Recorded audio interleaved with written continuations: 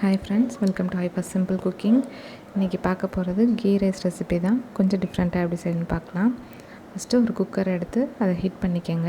Cooker காஞ்சதும் 2 spoon அளவு எண்ணெய் ஆட் பண்ணிவிட்டு பட்டை ஒரு துண்டு, ஏலக்காய் 3, கிராம்பு 2, அரை ஸ்பூன் சீரகம், இது எல்லாமே ஆட் பண்ணி இது நல்லா பொரிஞ்சதுக்கப்புறம் பெரிய வெங்காயம் நீளவாக்கில் கட் பண்ணது ஒரு வெங்காயம் ஃபுல்லாக ஆட் பண்ணிக்கோங்க.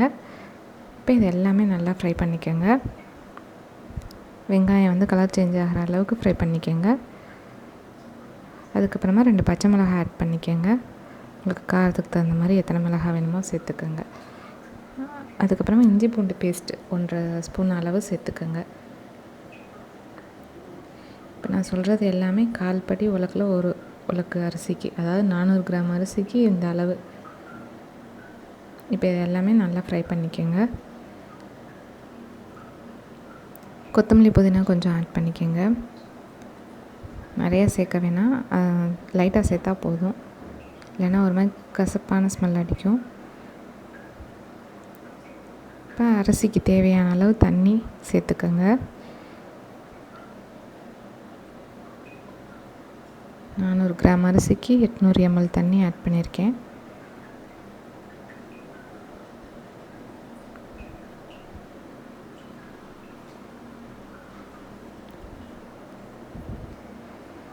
தண்ணி ஹீட் ஆனதுக்கப்புறம் அரிசி ஆட் பண்ணிடுங்க.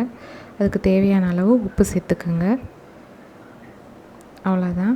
இப்போ மூடி போட்டு நீங்கள் நார்மலாக உங்கள் ரைஸ்க்கு நீங்கள் எத்தனை விசில் விடுவீங்களோ அத்தனை விசில் கொடுத்துக்கோங்க.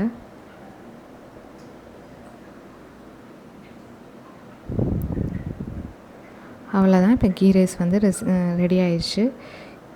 இந்த மெத்தடில் செஞ்சு பாருங்கள். இது டேஸ்ட்டும் டிஃப்ரெண்ட்டாக இருக்கும், நல்லாயிருக்கும்.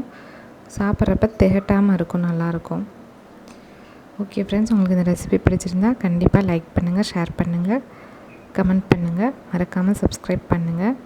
நீங்கள் ட்ரை பண்ணி பார்த்து எப்படி இருந்துச்சுன்னு எனக்கு கமெண்ட் பண்ணுங்கள். சாப்பாடு உதிரியாக இருக்குது பார்த்தீங்கன்னா, தண்ணி கரெக்டாக வைக்கணும். அரிசியும் ரொம்ப நேரம் ஊறிடக்கூடாது. சாப்பாடு இந்த மாதிரி நல்லா உதிரியாக டேஸ்ட்டாக வரும். ஓகே ஃப்ரெண்ட்ஸ், தேங்க்ஸ் ஃபார் வாட்சிங்.